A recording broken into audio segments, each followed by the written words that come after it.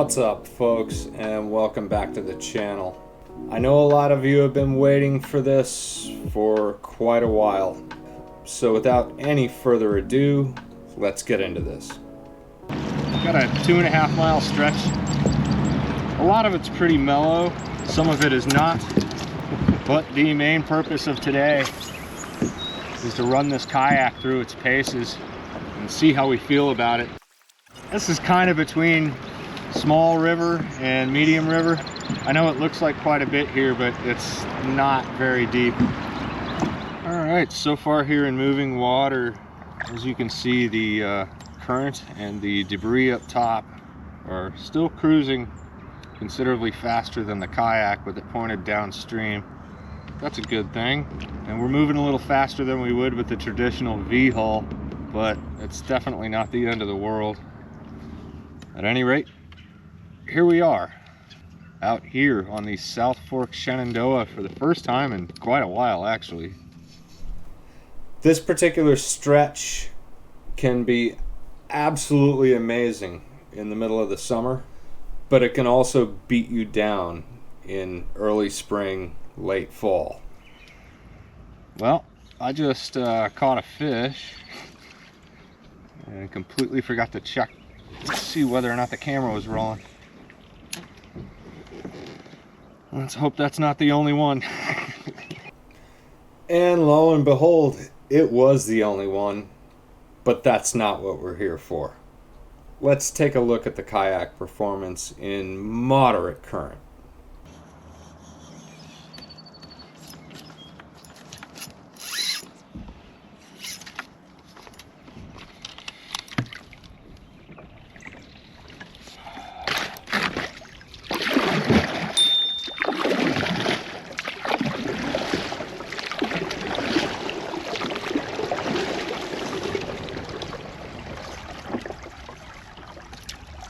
I'll tell you what, folks, this thing is not fun turning into current.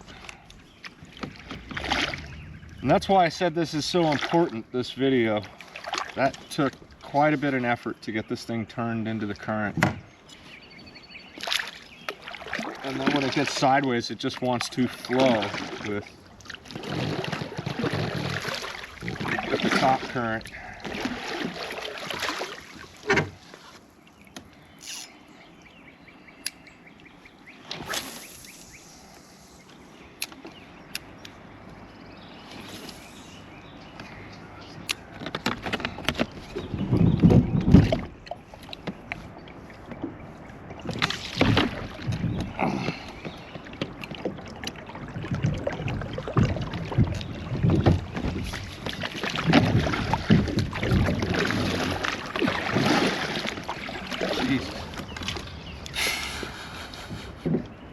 Yeah, so that's mellow current.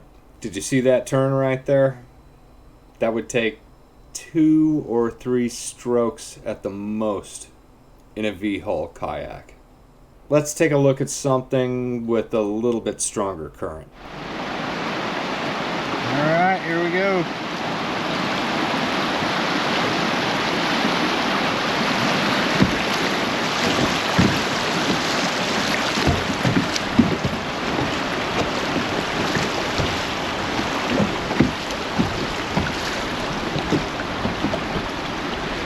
One thing is absolute certain, you have to watch way ahead of you, because if you have to steer,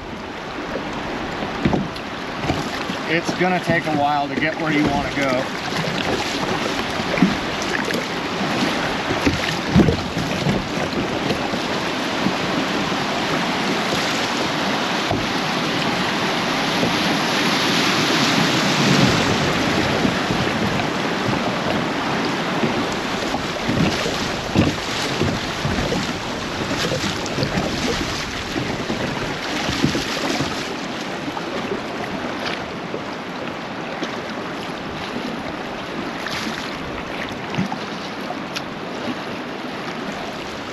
Jeez.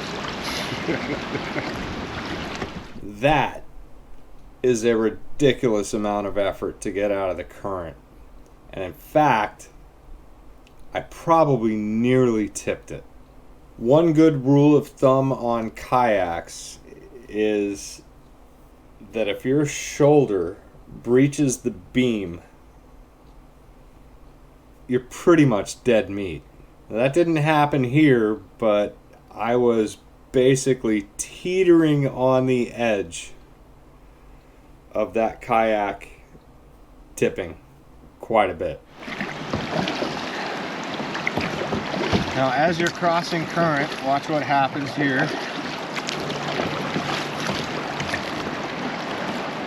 That tri-hole makes it very, very difficult to turn.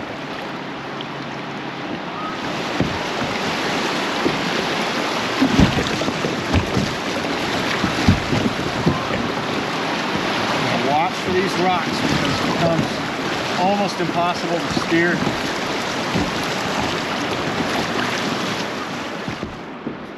See, one of the things I worry about with this kayak on small water is that it's considerably more difficult to move, point in the right direction, than V-shaped kayaks. And so what ends up happening is you end up missing a lot of opportunities. And to me, this thing feels like an absolute bus in this water, in current. I would much rather be on my less comfortable Pelican Castaway, 9.5 feet. I think the thing's 42 or 46 pounds empty. All right, let's do a riffle. One thing to remember, keep this thing as straight as you possibly can.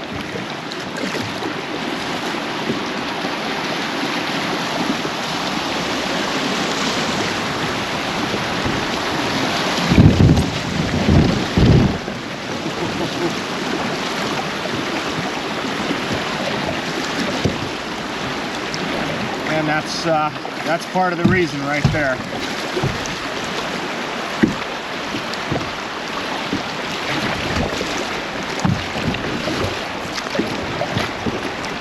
Oh God. Jeez. In a typical situation for me in this river, this is not going to be my first selection of kayaks, that's for sure. Even when the current is in your favor, it's hard to turn.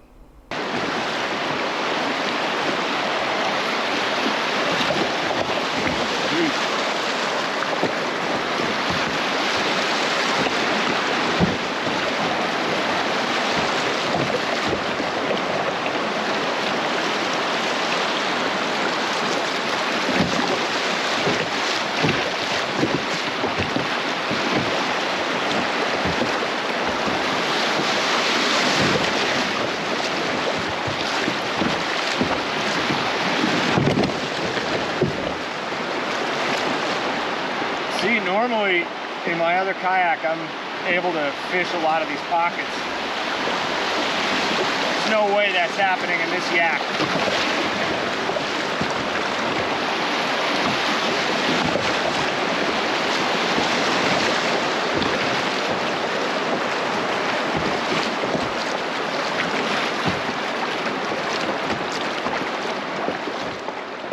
And there we go.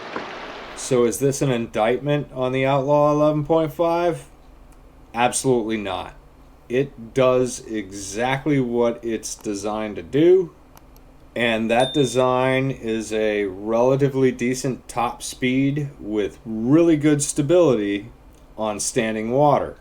We all kind of knew that. With that said, I am going to be doing one more modification video, and then I will go into my overall impressions of the kayak as I know it and have grown to absolutely love it. Thanks for watching, and I hope to see you soon.